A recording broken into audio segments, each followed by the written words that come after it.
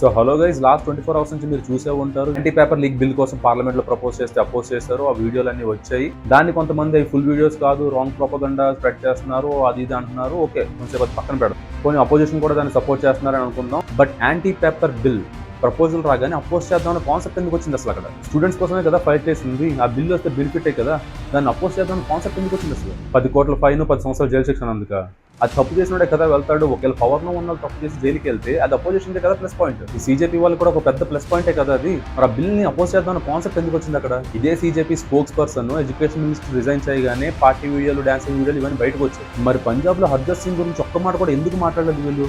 అక్కడ కూడా స్టూడెంట్స్ కదా ఎఫెక్ట్ అయింది. మధు బంగారప్ప గురించి ఒక్క మాట కూడా ఎందుకు మాట్లాడలేదు? మరి యాంటీ పేపర్ లీక్ బిల్ అనగానే సపోర్ట్ చేయాలి కదా, ఎందుకు సపోర్ట్ చేయట్లేదు? స్టూడెంట్స్ కదా బెనిఫిట్ అవుతుంది. అర్థం చేసుకోండి, అందుకే ఇంటెన్షన్స్ ఏంటి అని అర్థం చేసుకోండి. దీని మీద మీ ఒపీనియన్ అంటే కింద కామెంట్స్ అందించండి. అండ్ వెళ్తూ ఫాలో చేసుకుని సబ్స్క్రైబ్ చేసుకోవడం మర్చిపోకండి. జై హింద్.